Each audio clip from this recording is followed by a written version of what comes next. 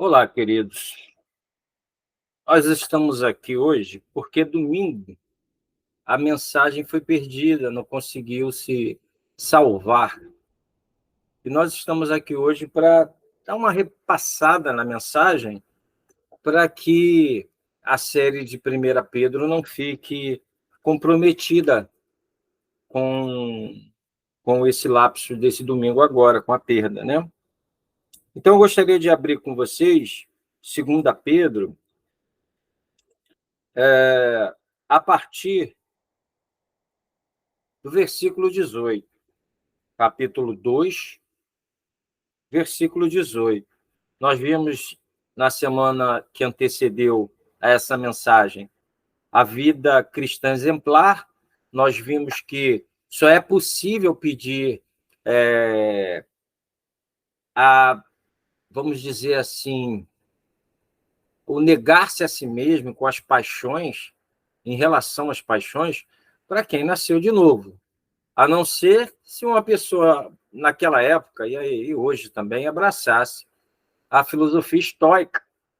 Tirando isso, né, o estoicismo é conhecido como os primos, ou o primo, do cristianismo.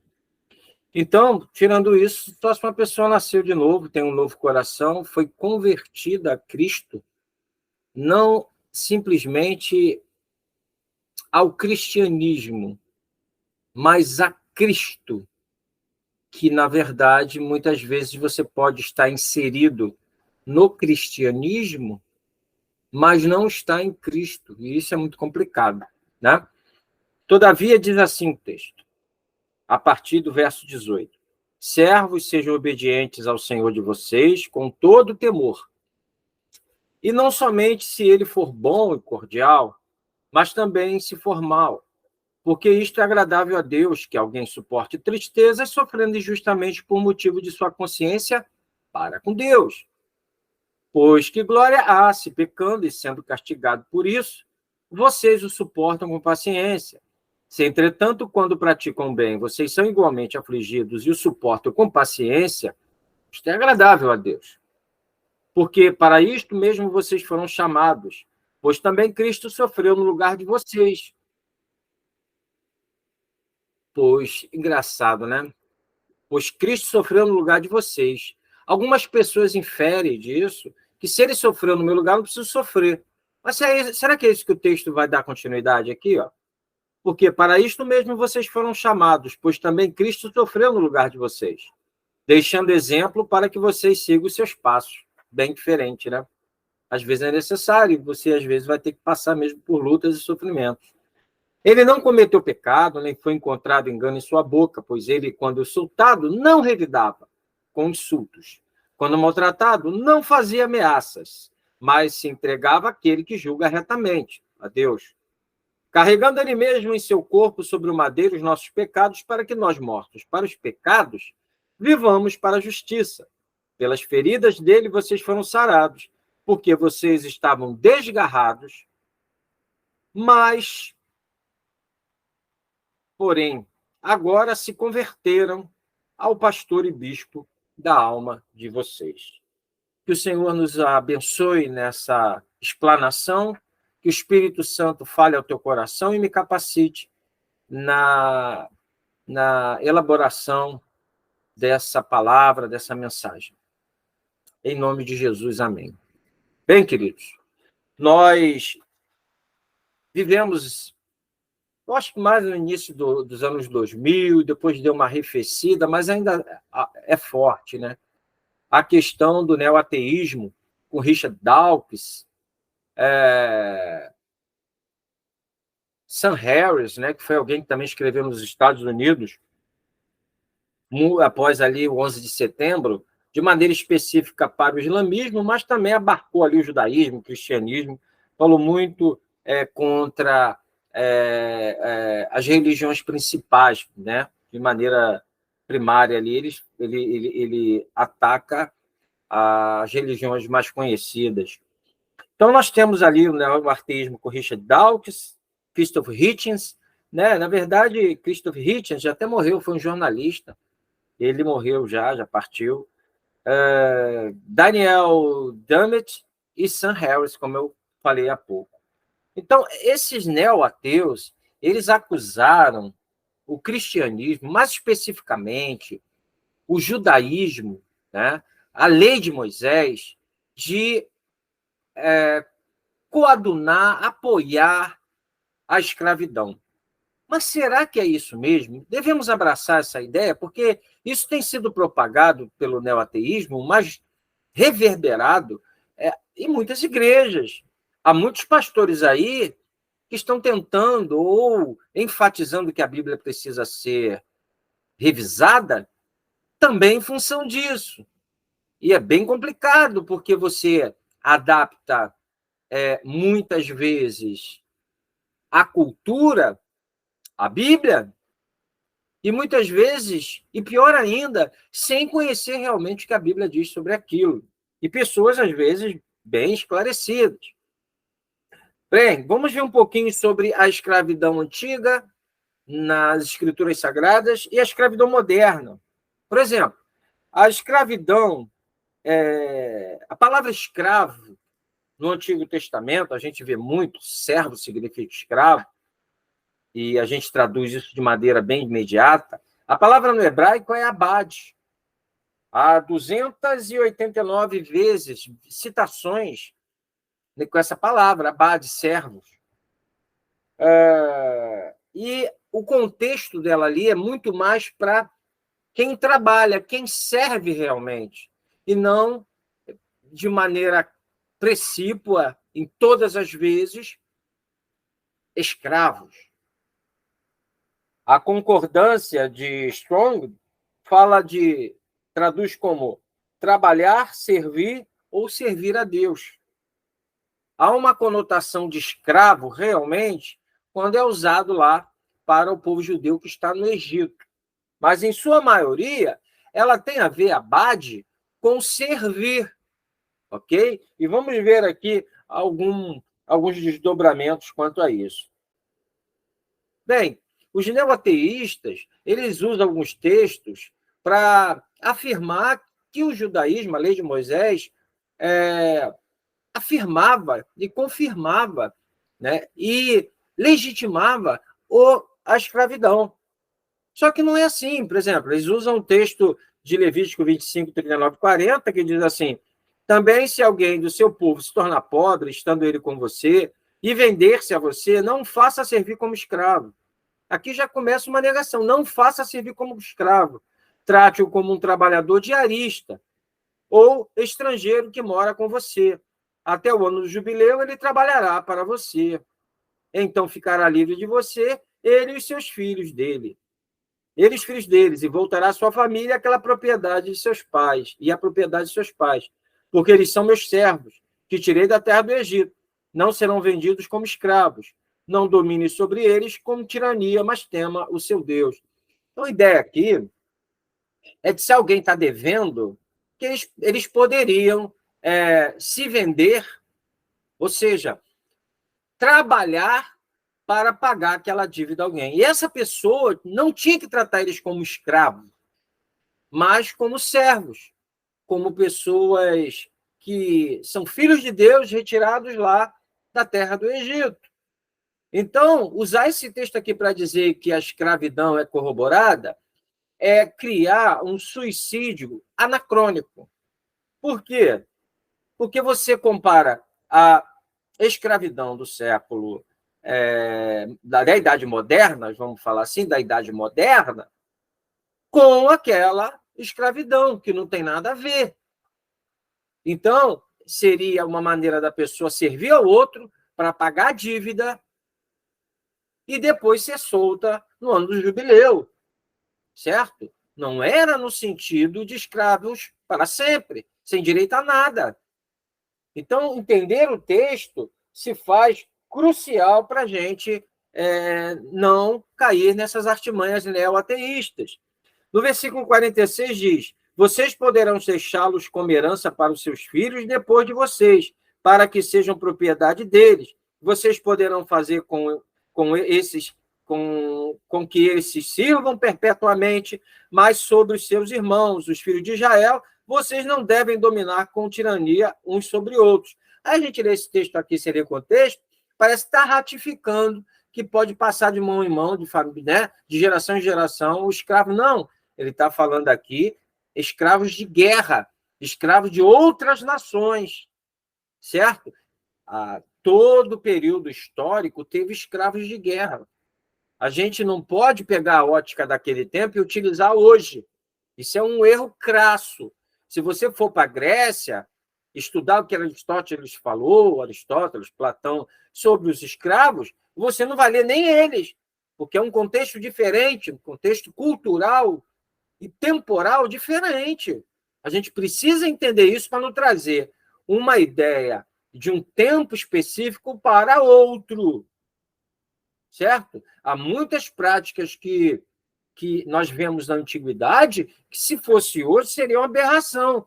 Mas nós somos filhos do tempo que a gente vive, ok? Precisamos ter isso muito claro em nossas mentes. Isso aqui está falando de escravos de outras nações, escravos de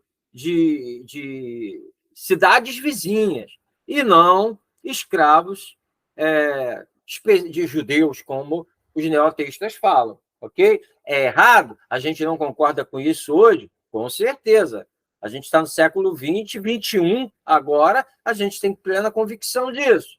Então, a gente não vai pegar essa ótica aqui e julgar aquele povo lá. Claro, nós fazemos um juízo sobre aquilo lá e entendemos que ele é fruto do tempo dele. E errado, sim, mas nós não podemos trazer aquela ideia que estava lá e colocar hoje e julgar de maneira impiedosa tudo aquilo lá, porque eles eram frutos do tempo dele. Com certeza, cada um de nós também seremos julgados por muitas questões hoje, lá na frente, em séculos futuros, porque somos frutos do nosso tempo. Não conseguimos enxergar como as questões sociais vão se desenvolver lá para frente. Ok? Bem, Números 4, 24, 25 fala de servir no templo. Está falando do clã gersonita, né? Abre lá Números 4, 24, 25. Números 4, 24, 25. Números 4, 24, 25. É este o serviço das famílias dos gersonitas para servir e levar as cargas. Levarão as cortinas do tabernáculo, a tenda do encontro, sua cobertura, a cobertura de peles finas que está sobre eles, o cortinado da porta, da tenda do encontro, as cortinas do pátio, o cortinado da porta do pátio que rodeia o tabernáculo e o altar, as suas cordas e todos os objetos do seu serviço, e servirão em tudo que diz respeito a estas coisas. Então, essa palavra aqui é abade, certo? Que é traduzido muitas vezes como escravo. Então, nós precisamos entender que essa palavra, muitas vezes, ela não é o escravo que a gente entende na era moderna. Precisamos ter essa conotação. Essa palavra abade, escravo, que serve para escravo, é servir, é trabalho servil, ok? Está falando aqui do clã dos gersonitas. Por exemplo, outro exemplo que a gente pode ver é Jacó, né? Se tornou abade de Labão. Ele serviu a Labão. Então, em Gênesis 29 e 20, ele foi escravo, né? No bom da palavra, no sentido da palavra, abade, serviu. A ideia aqui de escravo é servir, e não o escravo da nossa era moderna. Jacó serviu 14 anos a Labão. Concluímos que a palavra abade não era mais que um trabalhador, um servo comum.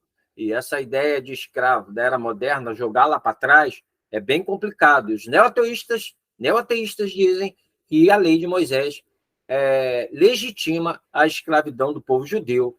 Então, isso é algo totalmente fora de contexto, sem conhecer o valor semântico de uma palavra, sem conhecer, muitas vezes, o contexto cultural. Então, é bem complicado você inferir de textos bíblicos, a partir de uma cultura atual, o que aconteceu anteriormente, numa cultura antiga. Então, isso aí já tem que ser esclarecido. Existem outras palavras associadas à escravidão na Bíblia, que é, na verdade, um sinônimo de abade, que é ebed, ok? Mas é difícil supor que isso signifique escravo, ok? É uma palavra, ebed, ela se encontra também várias vezes no Antigo Testamento, mas também como sinônimo de abade. Gênesis 18, Abraão era ebed do Senhor, ou seja, ele era servo do Senhor, ele servia a Deus. Nós somos servos do Senhor, somos escravos, não no sentido da escravidão que a gente conhece moderna, mas da escravidão de serviço a Deus, de se prestar, de adorar e servir ao nosso Criador, nosso Redentor. Jacó mesmo foi ebed do faraó e o abençoou, lá em Gênesis 46, 34. Eu sou seu servo, e então Jacó abençoa faraó nesse sentido. A única vez que ebed parece ter claramente sentido de escravo é em relação ao trabalho de escravos dos israelitas no Egito. Já falei isso aqui antes, lá em Êxodo 5, do verso 6 ao 14.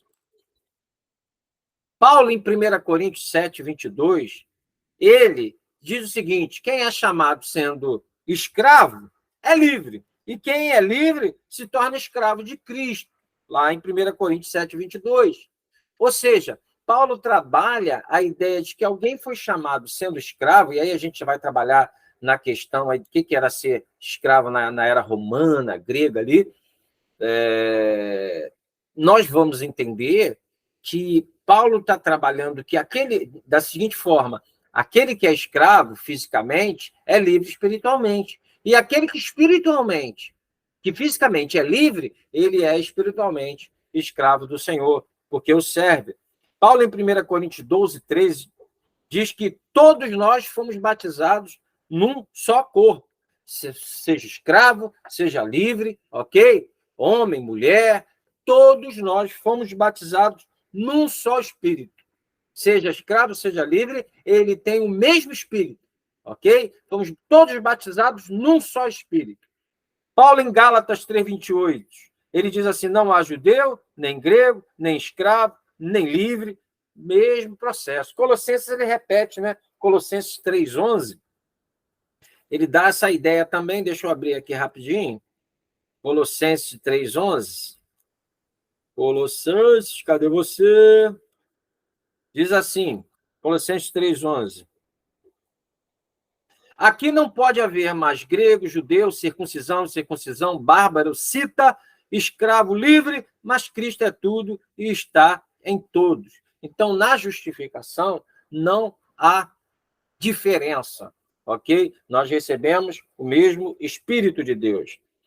Bem, isso foi um conceito muito forte naquela época, pois Aristóteles, olha só, eles estão ali dentro de um contexto onde aquela cultura vinha de conceitos da era clássica, né, da era grega clássica, e Aristóteles dizia o seguinte: o escravo é um objeto de propriedade animada, só um pouco mais valioso que os objetos de propriedades inanimadas, como o timão de um navio. Basicamente, excetuando o fato de um escravo ter uma psique, ele era visto como equivalentes a objetos utilizados para benefício do homem. Olha a ideia que Aristóteles tinha do escravo, né? Por isso que a democracia ateniense ela não é bem vista ou vista, né? Porque as mulheres ficavam de fora, as crianças, os escravos, e ali sim há toda uma conotação bem complicada, porque não era visto como um ser humano, não era visto como alguém com valor. E aí Paulo vem falar isso aqui, 400, 500 anos depois, Paulo vem falar que todos foram batizados num só Espírito, que todos são iguais, né, perante a Deus, que não há diferença. Isso foi revolucionário naquela época. Outra citação de Aristóteles sobre o escravo era: os escravos e os homens livres são tão diferentes entre si quanto a alma é do corpo, ou o homem é dos animais. Se seu trabalho é o uso do corpo, e isso é o melhor que pode vir deles, são escravos por natureza, né? Olha só, outra ideia de Aristóteles, dizer que os escravos são escravos por natureza. Por quê? Porque o seu trabalho vinha do corpo e somente isso. Tinha aquela divisão, né, de Platão, na República de Platão, a cabeça, né, era a razão, então significava os magistrados, né? Depois tinha os filósofos reis, que iriam presidir sobre a sociedade, a parte de baixo os guerreiros, que eram aqueles que protegiam e tudo mais, e a parte inferior são os artesãos, agricultores, comerciantes, né, responsáveis por prover as necessidades da cidade, com temperança. Então, havia essa divisão, essa analogia que eles faziam com o corpo. Não vou entrar tanto nisso aqui, porque não é o nosso foco. Dinis Souza, né, um indiano cristão, assim se refere ao valor da vida humana em geral na Grécia e em Roma. Olha o que ele diz, como era naquele período. Na era pré-cristã da Grécia e Roma, na era clássica antiga, a vida humana não era nem um pouco dignificada. Os espartanos pegavam seu sexto filho e o deixavam nas colinas para achá-lo morto no dia seguinte, no inverno. E esse nem era um grande escândalo. Os grandes filósofos gregos, Platão, Aristóteles, Sócrates, sabiam disso, mas não davam importância. Para eles, não era relevante. Por quê? Porque a ideia que a vida humana é especial, preciosa ou sagrada veio com Jesus, com o cristianismo. Então, a ideia do valor humano, ele entra com o cristianismo. A ideia do homem ter valor, a ideia de dignificar a vida humana, ela entra com o cristianismo. E isso espalha por todo o Ocidente. E até mesmo as lutas que nós temos hoje em relação a direitos humanos, tudo isso daí, vem de um reflexo do cristianismo, ok? Então, a gente precisa ter essa ideia em mente para não se perder. Os que chegavam próximo do conceito cristão eram os estoicos, que a gente chama de primos, né, do cristianismo. Eles tinham, mas não interessavam nem a Epíteto, nem a Marco Aurélio espalhar isso de maneira abrangente, né? P.T. O'Brien diz que a exortação de Paulo era ultrajante para o seu dia. Ele levava o conceito cristão de igualdade entre os livres e escravos a sério e estava disposto a se fazer escravo de todos para o bem deles. 1 Coríntios 9:19, 2 Coríntios 4:5. Então, Paulo dizia que se fazia de escravo para que pudesse ganhar, né? Para que pudesse servir. Então, nós entendemos de maneira muito clara que ele está sendo ali, está trazendo um conceito bem revolucionário para a sua época, porque o conceito que se tinha dos escravos não havia nenhum tipo de constrangimento, né? Parece que o ser humano tem uma tendência a se adaptar, a tratar as coisas de maneira natural, quando, na verdade, tinha que se indignar. Olha o que diz aqui 1 Coríntios 9:19, diz assim: porque sendo livre de todos, firme escravo de todos, a fim de ganhar o maior número possível. Para com os judeus, firme judeu, a fim de ganhar judeus. Para os que vivem sob o regime da lei, como se eu mesmo vivesse, para ganhar os que vivem debaixo da lei. Embora eu não esteja debaixo da lei. Ao sem lei, como se eu mesmo fosse, não estando sem lei para com Deus, mas debaixo da lei de Cristo, para ganhar os que vivem fora do regime da lei. Fiz-me fraco com os fracos, a fim de ganhar os fracos. Fiz-me tudo para com todos, a fim de, por todos os modos, salvar alguns. Olha que amor tremendo, né? Então, Paulo acabava se negando de maneira bem abrangente por cada setor, por cada movimento, a fim de ganhar, né, o máximo de pessoas a Cristo. Isso era maravilhoso. Há textos que Paulo combate mais diretamente a escravidão. 1 Coríntios 7, 21, 22, onde ele diz, você é escravo, mas você pode se tornar livre, faça. Não é verdade? Ele é claro nisso. Você pode se tornar livre, se faça livre. Paulo escreve uma carta inteira para defender Onésimo. Isso é algo também tremendo. Nós precisamos entender que ele escreve essa carta a Filemão de maneira tão profunda, se preocupando com esse escravo. Olha comigo, vamos abrir Filemão, capítulo 1. Filemão, capítulo 1. Eu acho esse texto maravilhoso, inclusive, por não se entender essa carta de maneira mais contextual e cultural, muitos acabam falando bastante coisas contrárias. Olha lá, no verso 8, capítulo 1, verso 8 a 19.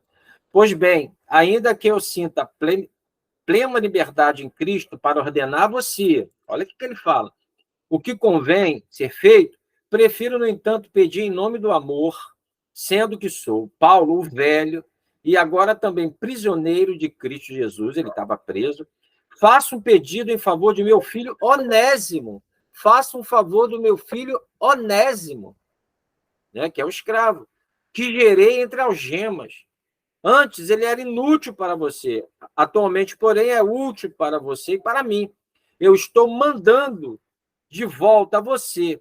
Ele, quero dizer, o meu próprio coração. Eu queria conservá-lo comigo para que ele me servisse em seu lugar, nas algemas que carrego por causa do evangelho. Olha, mas não quis fazer nada sem o seu consentimento para que a sua bondade não venha a ser como que uma obrigação, mas algo que é feito de livre vontade. Talvez ele tenha sido afastado de você temporariamente, a fim de que você o receba para sempre. Não como escravo, mas como muito mais do que escravo, como irmão caríssimo, especialmente de mim, e com maior razão de você, quer como ser humano, quer como irmão no Senhor. Portanto, olha que coisa linda, não como escravo, mas muito mais do que escravo, como irmão caríssimo, especialmente de mim, e com maior razão de você, quer como ser humano, quer como irmão no Senhor. Portanto, se você me considera companheiro, receba-o como receberia a mim. E se ele causou algum dano a você, ou lhe deve alguma coisa, ponha tudo na minha conta. Eu, Paulo, de próprio punho, escrevo isto. Eu pagarei. É claro que não preciso dizer que você me deve a própria vida. Sim, irmão, que eu receba de você no Senhor este benefício. Reanime meu coração com Cristo. Certo como estou da sua obediência, eu escrevo a você sabendo que fará mais do que estou pedindo. E, ao mesmo tempo, prepare-me também pousada, pois espero que, por meio das orações de vocês, eu lhe seja restituído. Olha que carta maravilhosa. Trata ele como irmão, caríssimo. Paulo aqui intercede. Paulo aqui, ele traz à consciência de Filemão a necessidade de tratar aquele homem como irmão e como ser humano, né? Isso é extraordinário. Isso é extraordinário. O tráfico de escravidão, incluído na lista de pecados mortais citados por Paulo em 1 Timóteo 1, 9 e 10. Vamos ler, por favor? 1 Timóteo, vamos lá, Timóteo, 1 Timóteo 1, 9 e 10. Olha o que ele diz aqui, ó. Tendo em vista que não se promulga a lei para quem é justo, mas para os transgressores e rebeldes, para os ímpios e pecadores, para os iníquos e profanos, para os que matam o pai, a mãe, para os homicidas, para os que praticam moralidade, para os que entregam a prática homossexuais, para os sequestradores, para os mentirosos, para os que fazem juramento falso e para tudo que se opõe à sã doutrina. Para os sequestradores, isso é muito interessante, né? A concordância de Strong traduz assim, como traficante de escravos. Então, sequestrador, na Bíblia, na concordância de Strong, sequestrador significa traficante de escravos. Alguém que rouba também o escravo de outra pessoa. Olha que interessante, né? No léxico de William Arendent, em seu léxico, ele diz o seguinte, que sequestrador é comerciante de escravo. Então, Paulo condena aqui em 1 Timóteo, capítulo 1, verso, vamos falar, né, do 8 ao 11, ele está falando sobre a lei, como utilizar a lei de maneira correta, ele inclui sequestrador, o roubador de escravo, aquele que sequestra um escravo, né? Tira a liberdade de um homem. Então, ele condena isso aqui também, é muito interessante. Bem, queridos, algumas aplicações. Devemos ter cuidado para não estarmos sofrendo por causa dos nossos pecados, mesmo sendo livres, sofrer por nossa consciência a Deus, é isso que agrada ao nosso Deus. Por que eu estou falando isso? Porque o texto que nós lemos diz para esses servos, para eles não sofrerem, para eles não estarem sofrendo por praticarem o mal. Desculpa estar balançando aqui, estão ligando toda hora aqui, eu tinha que ter bloqueado. Para não sofrerem sendo respondões, batendo, roubando seus senhores, criando problemas para eles mesmos. Está falando daqueles que eram escravos, servos, mas tinham sido livres em Cristo. Eles eram cristãos, irmãos, para eles fazerem aquilo que iria glorificar Deus por causa de Deus. Por causa de Deus submeter. Ele vai falar isso também lá na frente, para todos nós e para aqueles que estão lá, como forasteiros, para honrar ao rei, por causa do Senhor, obedecer todas as instituições. Então, olha que responsabilidade do bom testemunho. Isso para muita gente é loucura, mas por causa do Senhor. Né? Isso para muita gente é loucura. Isso para muita gente é loucura. Gente, é loucura para mim, mas porque eu amo o Senhor, porque eu quero agradá-lo, porque eu recebi um novo coração, eu me adapto àquilo que Ele quer. Ele quer que eu glorifique o nome dEle em todos os lugares que eu esteja, independente da circunstância que eu esteja vivendo. Ok? É fácil? Não é. Tem que ter uma vida com Deus, tem que estar se alimentando constantemente da palavra, congregando, tendo irmãos amados e amorosos. Certo?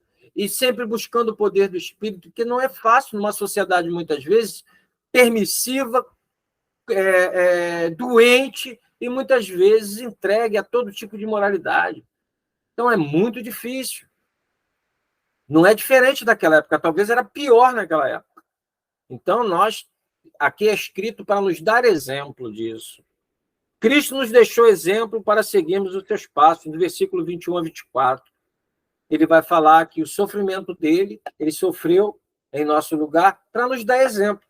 E, às vezes, a gente vai ter que sofrer numa circunstância dessa. Às vezes, você está dentro de um trabalho onde teu patrão é uma pessoa totalmente intransigente, grossa, estúpida, ele está certo? Ele não está. Isso é correto? Ele não é correto.